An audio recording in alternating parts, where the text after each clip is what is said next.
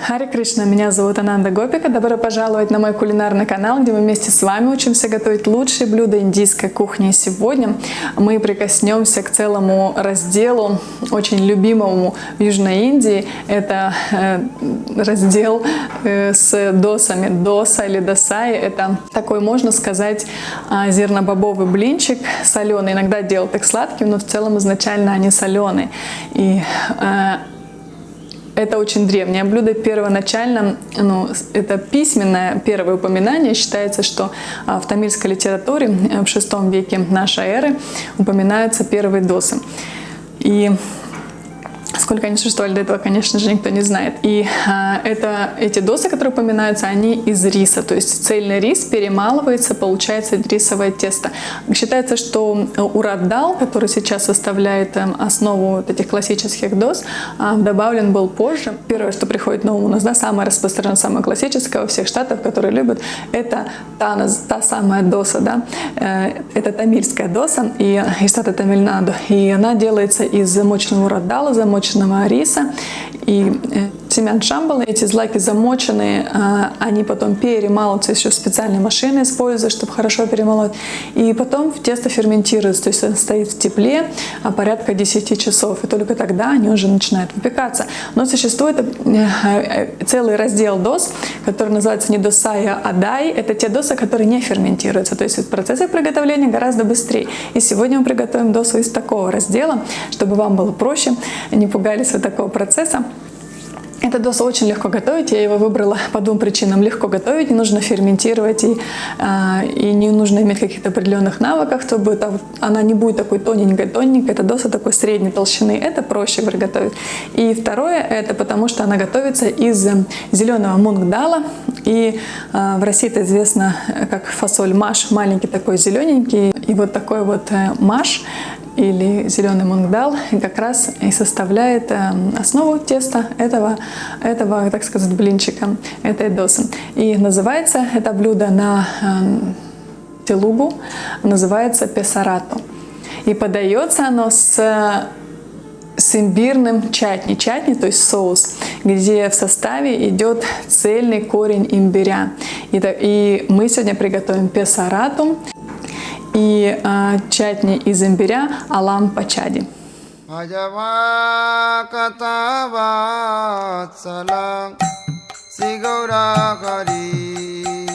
Для песарата я взяла 1 чашку дала, перебрала от камней какого-то мусора, промыла и залила водой. Замачивать дал нужно минимум 2 часа. Как видите, он очень сильно увеличивается в объеме. Дал перекладываем в чашу для блендера. Я делаю это вместе с водой, совсем немного, потому что нам нужно сделать пасту. Немного добавляя воду. Туда же мы добавляем имбирь, буквально 2 сантиметра корня имбиря.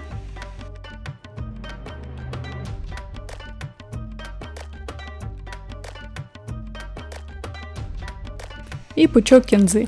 Я зелень промыла и даже не резала, потому что она измельчится вместе со всеми ингредиентами. Также добавляем 1 чили без семечек. Итак, мы перемалываем все эти ингредиенты для нашего теста в однородную пасту. Вот такая получается паста. Если ее между пальцев перетереть, то чувствуются небольшие крупинки. Это не страшно, лишь бы не было никаких кусочков, комочков.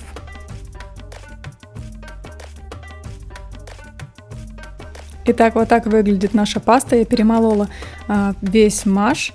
И это густо. Я буду добавлять воду до нужной консистенции. Вот такая консистенция должна быть у теста. Запомните ее. Я разбавила немного водой. Может быть, у вас сразу получится прямо из блендера. Именно так. Сюда же добавляем соль, около чайной ложки. А также пол чайной ложки семян кумина или зиры.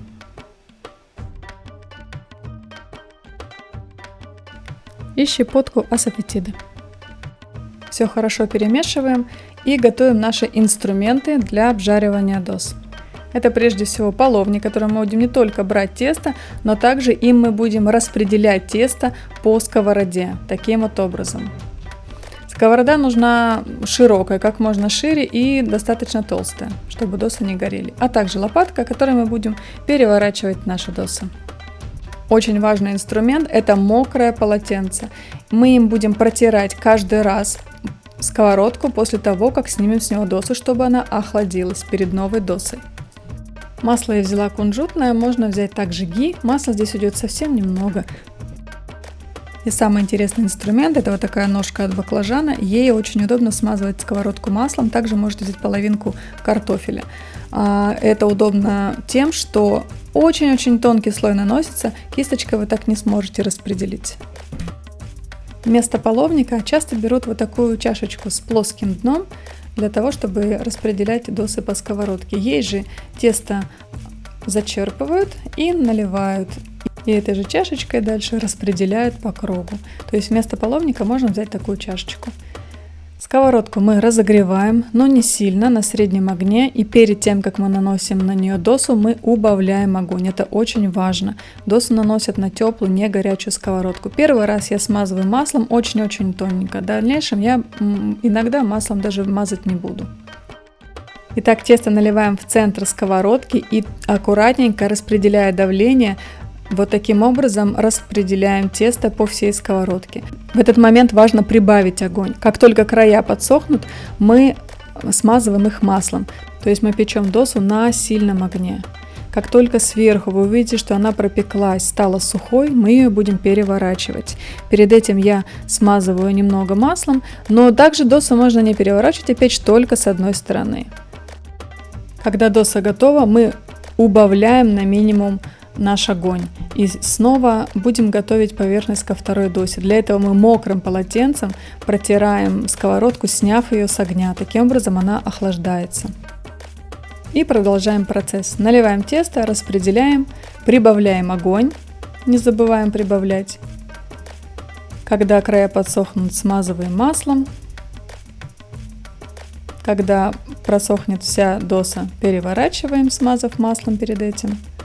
И когда готово с другой стороны, убавляем огонь перед следующей досой. Далее я вам покажу, как сделать соус для этих дос. Соус из имбиря. Очень полезна эта культура маш. Это бобовая культура. Помимо того, что бобовые в целом очень важны для употребления ежедневного употребления в пищу, и индусы, они употребляют постоянно рис, бобовые в разных сочетаниях. В Северной Индии это может быть больше кичери, рис, сваренный с бобовыми. А в Южной Индии это вот досы, которые тоже представляют собой рис и бобовые. То есть это идеальное такое сочетание, очень ценное. И досы обычно подают на завтрак. Ну, никто не мешает, конечно, приготовить их на ужин.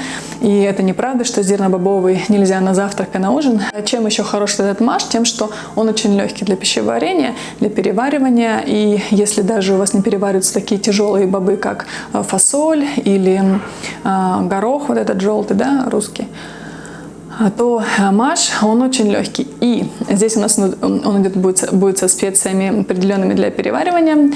И вот это вот чатни из имбиря, оно очень-очень хорошо. Имбирь вообще, он разжигает огонь пищеварения, помогает перевариванию. И очень эти блинчики легкие, вы их скушаете, вы не почувствуете вообще никакой тяжести, если особенно с этим чатни. Но я предупреждаю, что чатни острые, потому что там прям целый имбирь, и больше ничего практически. Там какие-то специи мы добавим, необходимое масло, воду. И если вы хотите сделать менее острым, добавьте вот на такое количество, которое я дам, столовую ложку арахиса обжаренного. Тогда у вас немножко так будет более мягкий вкус, такой, не такой острый. Итак, для имбирного чатни мы взяли 60 грамм имбиря, очищаем его, нарезаем в чашу для блендера, также убираем какие-то жесткие элементы, заливаем водой буквально так, чтобы скрыло. Немного кунжутного масла или ги наливаем в чашечку для специй, обжариваем пол чайной ложки кумина или зиры, щепотку асафетиды,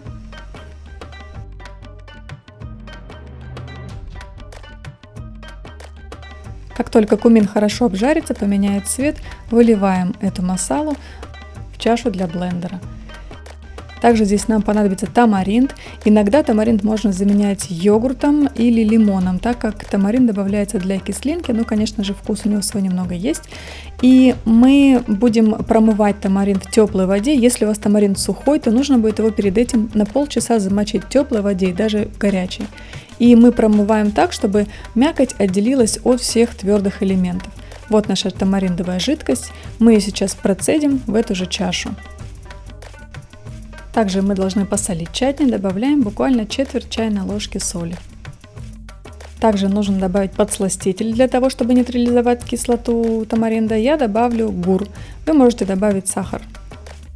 Итак, мы хорошенько сблендировали нашу пасту и осталось добавить финальную масалу. Для этого в разогретое масло, опять же в небольшой ложечке, мы добавляем семена горчицы, 1/3 чайной ложки. Дождемся, пока он начинает трещать, и бросаем уротдал. Когда горчица протрещит, уротдал также будет готов. Тоже буквально 1/3 чайной ложки. И добавляем листья карри. У меня сухие, если у вас свежие, то это, конечно, будет лучше. И выливаем эту масалу в наши чатни. Итак, чатни готово, вот такого оно должно быть вида. И мы его будем кушать с нашим пессарату, макая по кусочку в чатни. Итак, мы с вами сегодня научились готовить очень простые и очень полезные досы. Это пессарато.